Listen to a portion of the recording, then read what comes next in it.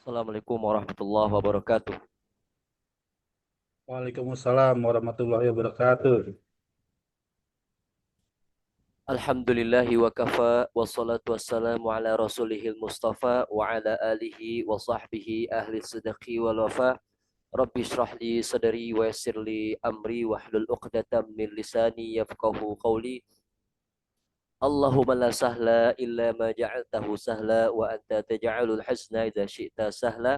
Allahumma faqqihna fid din wa 'allimna at-ta'wil amma ba'd. Ana ucapkan ahlan wa sahlan kepada seluruh kawan-kawan yang sudah meluangkan waktunya untuk mengikuti pembelajaran di lain waktu ya atau di waktu yang berbeda. Fa'ala kulli hal, insyaallah kita akan lanjutkan pembahasan kita. Pada pertemuan sebelumnya ya, kita sudah membahas bahwa ada di antara kata yang mu'rab dan ada yang mabni. Sudah kita sampaikan juga. Isim itu asalnya adalah al-i'rab, yaitu mu'rab. Dan fi'il asalnya al-bina atau mabni. Adapun huruf seluruhnya adalah mabni. Ya. Di pertemuan sebelumnya kita sudah membahas mu'rab, ya, bahwa mu'rab itu nanti terbagi menjadi dua.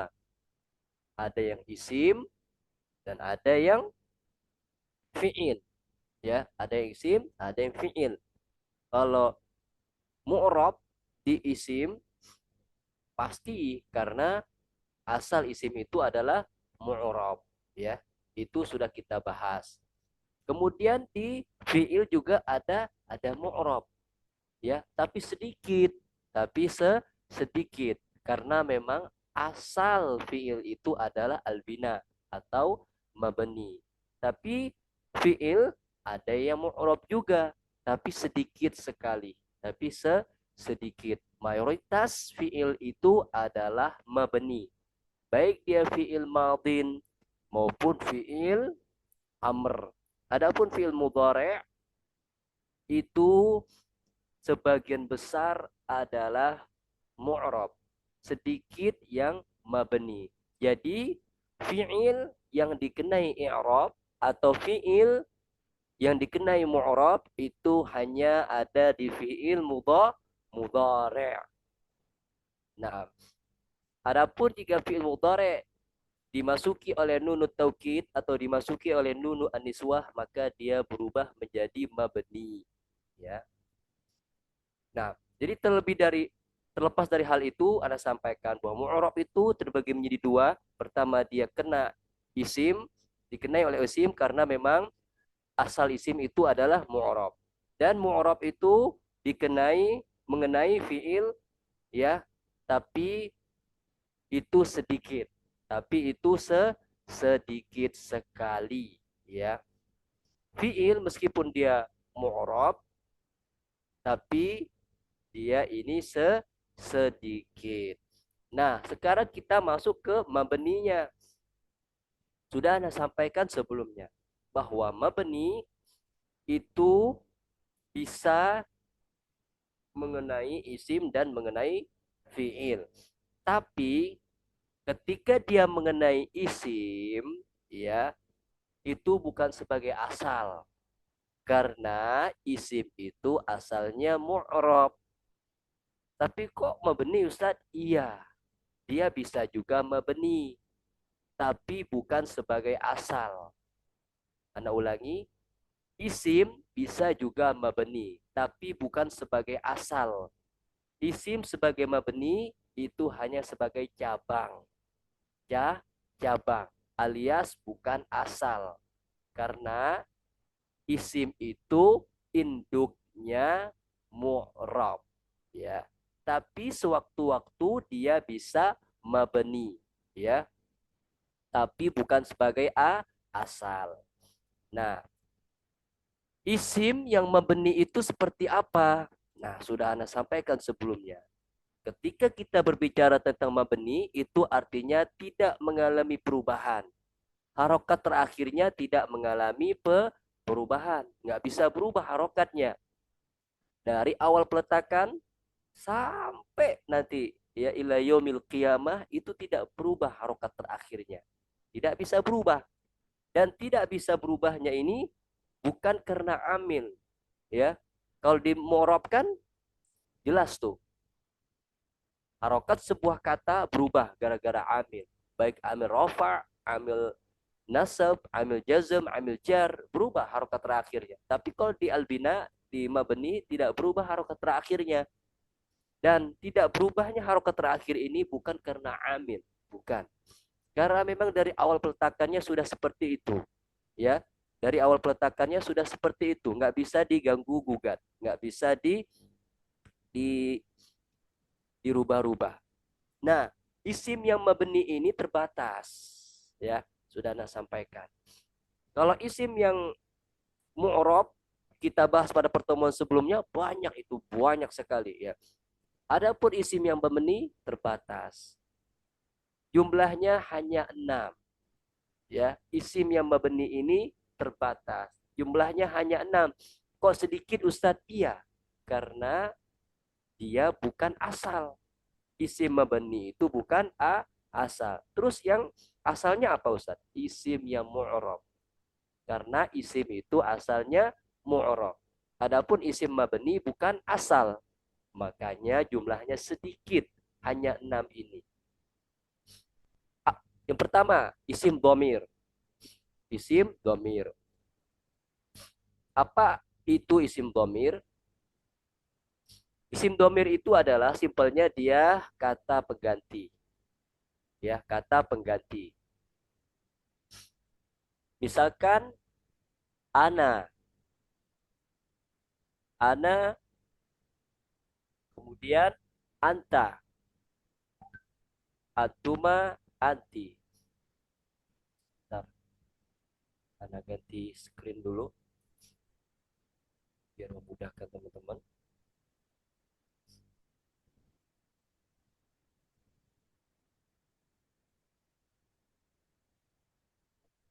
Oh iya. Nah,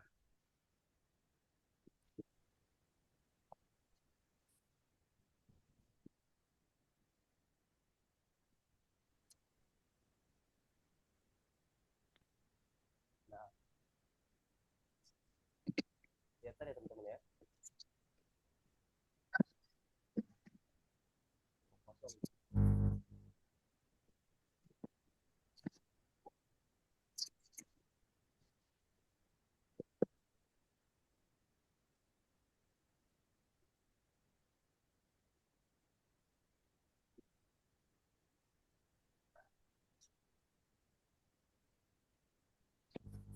Ismu ad-domir. Isim domir itu apa? Isim yang berupa kata ganti. Contohnya apa?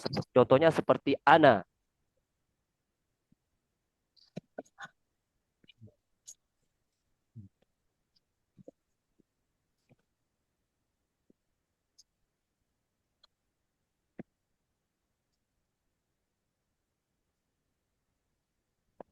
Ana, anta, huwa. Itu kata ganti namanya.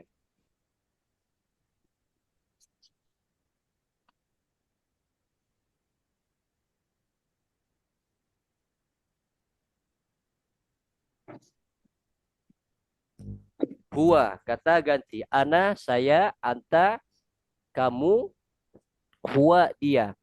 Ya. Misalkan Allah Subhanahu wa taala berfirman, "Anal Ghafurur Rahim." Maka ana di sini adalah kata ganti. Ana, anta, huwa dan seterusnya. Ya, kata ganti dalam bahasa Arab itu banyak ya.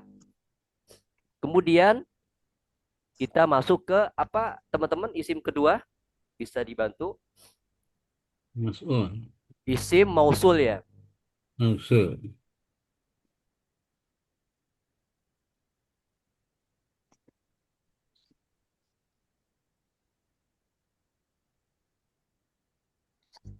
Isim mausul itu adalah kata penghubung kata penghubung sesuai dengan namanya, mausul ya. Kata penghubung atau biasanya eh, artinya adalah yang. Kalau di bahasa Indonesia kita terjemahkan yang ya. Misalkan apa? Alladzi,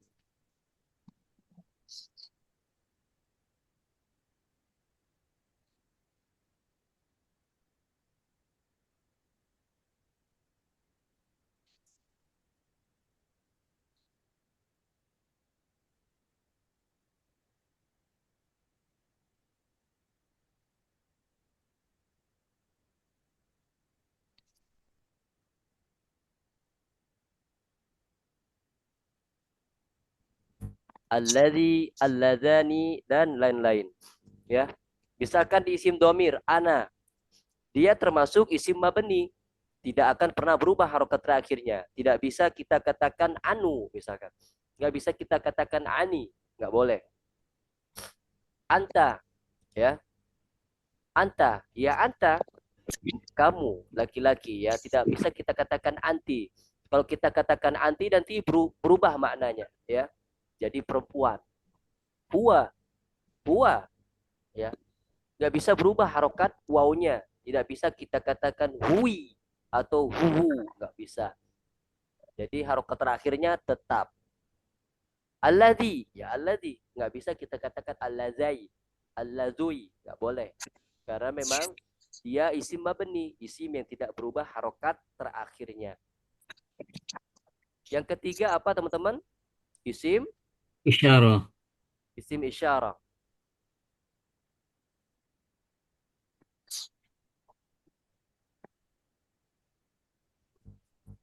Isim isyarah ini ya sesuai dengan namanya ya, isyarah, isyarat. Kata tunjuk, kita nunjuk nih, ini itu, kamu mau yang mana, ini itu misalkan. Nah bahasa Arabnya hadza,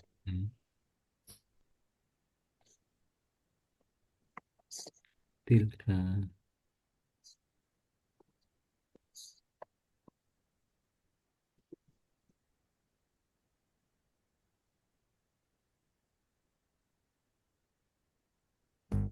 hadza, hadhihi. Kalau hadza ini untuk muzakkar ya, jadi harokat terakhirnya tidak berubah, kita katakan hadza. Nggak boleh hadzi, nggak boleh hazu, nggak boleh, karena memang harokat terakhirnya seperti itu, nggak akan berubah. Meskipun di depannya ada amil rofa, meskipun di depannya ada amil nasab, meskipun di depannya ada amil jar, dia tetap tidak berubah harokat terakhirnya. Contoh, hada ya, dia kemasukan amil rofa ya. Kok bisa kemasukan amil rofa Ustadz? Iya, karena dia isim mabni yang dimana asal isim adalah induk, yang dimana asal isimnya adalah mu'rab ya. Karena asal atau induk isim adalah i'rab, maka dia masih ada kaitan dengan induknya meskipun dia mabni. Jadi paham teman-teman ya? Isim itu kan ada yang mu'rab, ada yang mabni. Asalnya adalah mu'rab. Tapi ketika dia mabni, dia masih ada kaitan dengan mu'rab. Dia masih ada kaitan dengan i'rab ya. Makanya nanti i'rabnya adalah fi mahal ya. Nah, misalkan dia kemasukan amir rofa ya. Rofa termasuk i'rab ya. Termasuk jenis i'rab. Misalkan hadza rajulun. Contoh lain, ra'aitu hadza ar-rajula. Jadi hadza nggak boleh kita katakan hadzai misalkan. Contoh lain dia kemasukan amil jar misalkan marartu bihadza ar-rajul ya, tetap hadza meskipun kemasukan amil rafa, amil nasab maupun amil jar.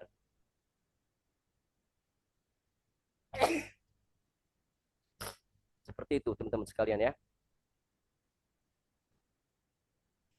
Yang berikutnya isim,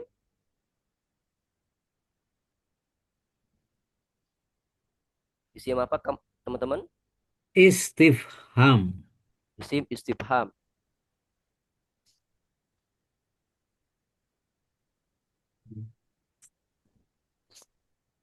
Isim istifham sesuai dengan namanya istifham, kata kata tanya. Dia didatangkan untuk menanyakan, untuk meminta pertanyaan. Atau isim atau kata yang didatangkan untuk meminta jawaban. Jadi seperti itu. Istifham, meminta pemahaman. Itu dari segi bahasanya. Kata tanya. Biasanya diterjemahkan dengan kata tanya, simpelnya. Tapi kalau kita ingin menelaah makna yang lebih detail, artinya adalah meminta pemahaman. Kita ingin melemparkan pertanyaan dan meminta jawaban. Nah, isim istifham kata tanya. Contohnya apa? Contohnya adalah hal.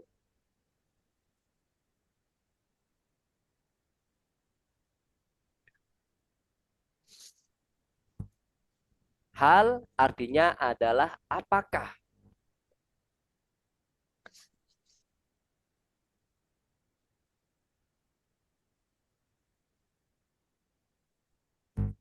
Kemudian kaifa. Kaifa artinya bagaimana. Ya. Jadi kaifa ini dia selalu diakhiri dengan harokat fathah. Kaifa. Selamanya kaifa. Meskipun kemasukan amil rofa misalkan, amil nasab, amil jar, dia tetap kaifa. Nggak bisa kita katakan kaifu. Nggak bisa kita katakan kaifi. Nggak bisa. Sama seperti hal. Dia diakhiri dengan sukun. Mabniun ala sukun selamanya. Nggak bisa kita katakan hala, halu, hali. Nggak bisa. Jadi harokat terakhirnya tetap nggak bisa berubah. Kemudian teman-teman isim Syarat. isim syarat. Oke.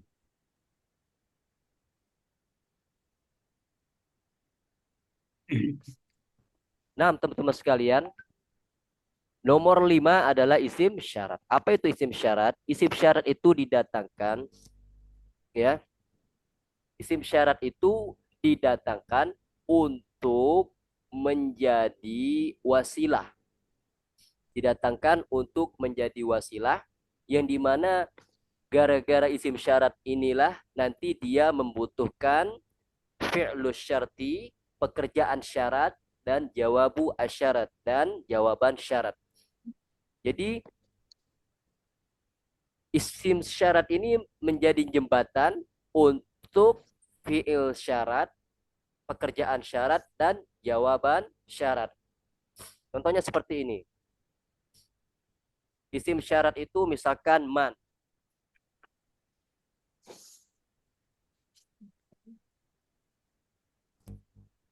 Man atau ma.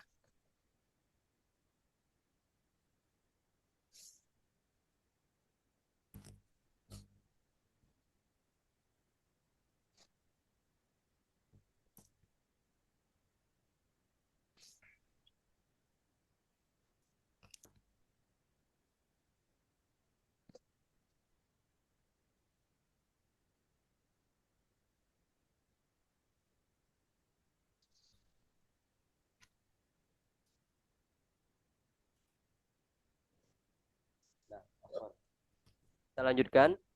Ma ini adalah isim syarat. Artinya adalah dia membutuhkan dua fi'il. Yang satunya fi'il syarat, yang satunya jawaban syarat. Contohnya bagaimana Ustaz? Misalkan man yata'allam yanjah. Man yata'allam yanjah.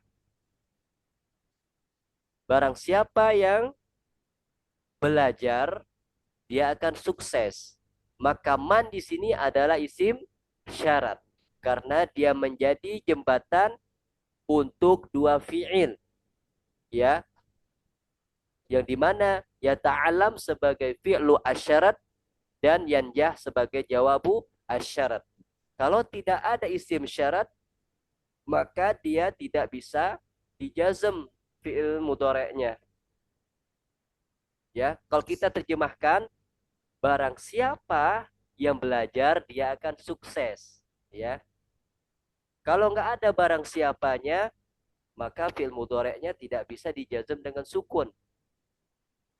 Ya, makanya kata kita isim syarat ini dia menjadi jembatan untuk dua fi'il setelahnya. Pertama fi'il syarat, yang kedua jawaban syarat. Nah, jadi seperti itu. Jadi simpelnya kalau syarat ini dia ada pekerjaan yang dimana pekerjaan ini nanti akan menghasilkan pekerjaan yang lain. Misalkan barang siapa yang belajar, dia akan sukses. Gara-gara belajar, dia akan sukses. Tapi kalau nggak belajar, nggak sukses. Ya, jadi kesuksesan ini didapatkan dari hasil belajar. Itu maksud syarat ya. Jadi ada pekerjaan syarat dan ada jawaban syarat. Ya, hasil sebab akibat dari perbuatan belajar, yaitu kesuksesan. Simpelnya seperti itu, teman-teman. Yang keenam apa, teman-teman? Fiil. Apa? Fiil. Fiil. Nah, Ana share dulu.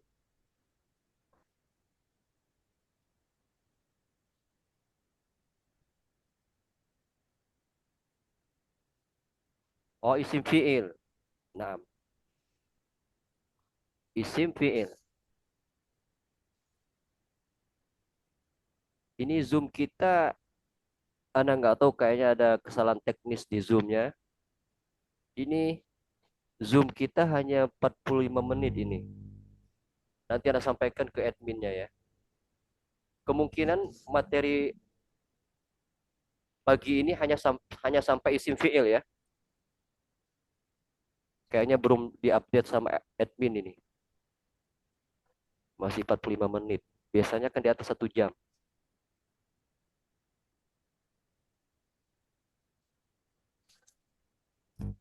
Nah, ini ada yang menarik teman-teman. Isim fiil. Loh, kok isim fiil, Ustadz?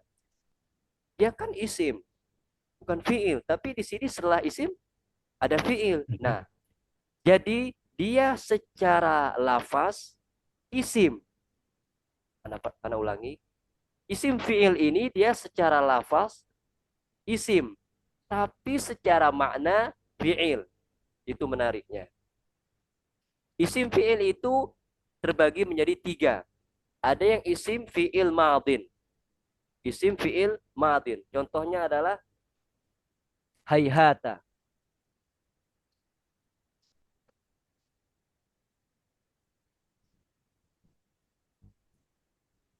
Hayhata. Hayhata artinya adalah ba'uda, jauh. Hayhata ini artinya ba'uda, jauh. Isim fiil madin.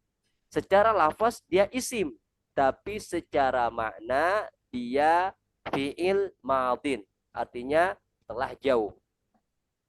Kemudian ada isim fiil amr. Ada isim fiil amr. Contohnya adalah ta'al.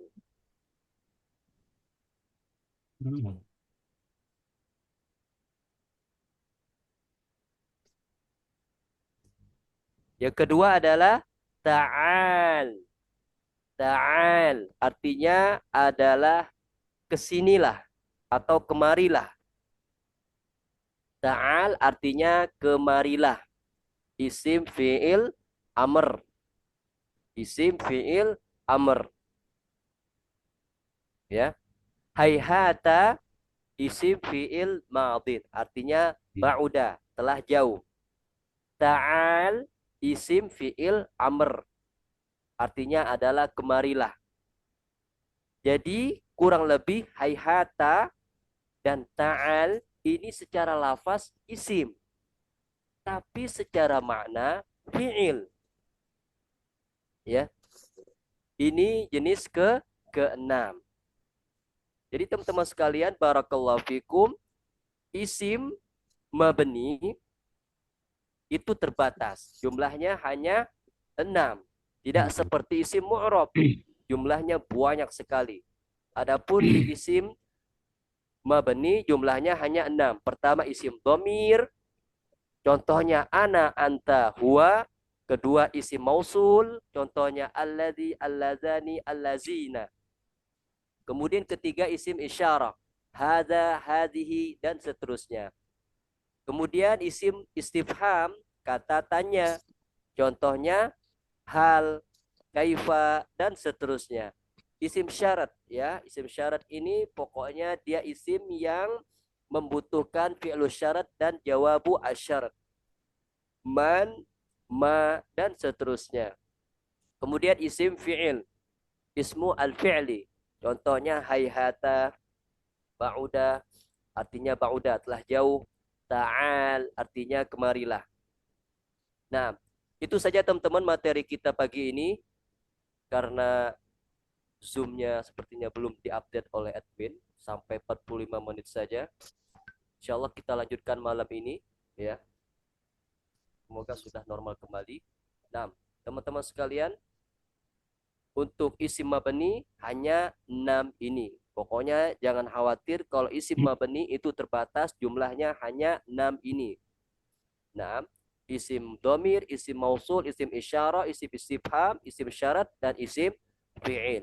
Jadi mudah untuk mendeteksi isim mu'rab dan isim mabni. Kalau isim mu'rab banyak ya, tapi kalau isim mabni hanya 6 ini. Kalau kita hafal, kalau kita memahami isim mabni yang 6 ini dengan baik, maka kita bisa mendeteksi. Oh, berarti selain 6 isim ini pasti isim mu'rab. Ya. Jadi patokannya kita hafalkan dulu 6 isim mabni ini, itu mudahkan kita untuk memahami atau mencari mendeteksi isim mu'rab.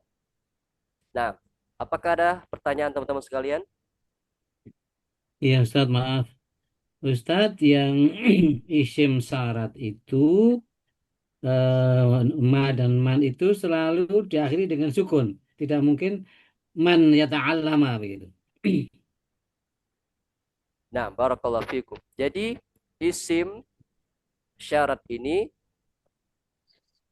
fi'lus syarat ya maksudnya ya. Fi'lus syarat dan jawabu Oke. asyarat itu selalu sukun.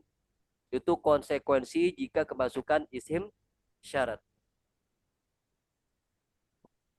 Jadi fi'lus syarat Contohnya yang dia disukun ya. contohnya yang ma. Contohnya ma. Ma itu kan artinya apapun. Misalkan ma ta'kul, ma Nah, ta'kul kul, tashba. Apapun yang kamu makan, kamu akan kenyang. astakul, Ma ta'kul, ma ta'kul tashba. aspa, aspa, Tashba. Ma aspa, ain. ta'kul tashba. Pakai ain. Ma ta'kul, ta'kul itu pakai hamzah ya. Ya, Ma ta'kul tashba. Apapun yang kamu makan, kamu akan kenyang. Fi'il yang pertama ta'kul. Dia dijazm dengan sukun. Kemudian tashba ini jawabu asyarat, jawaban atau akibat dari perbuatan makan tersebut. Kalau kamu makan, kamu akan kenyang. Jadi kenyang ini didapatkan dari makan. Kenyang ini didapatkan dari makan. Kalau nggak makan, nggak kenyang. Jadi seperti itu. Ya. Jadi takul sebagai fi'il syarat dan tasba sebagai jawabu asyarat. Dan mereka dijazm dengan sukun gara-gara ada ma, isim syarat. Seperti itu, Pak.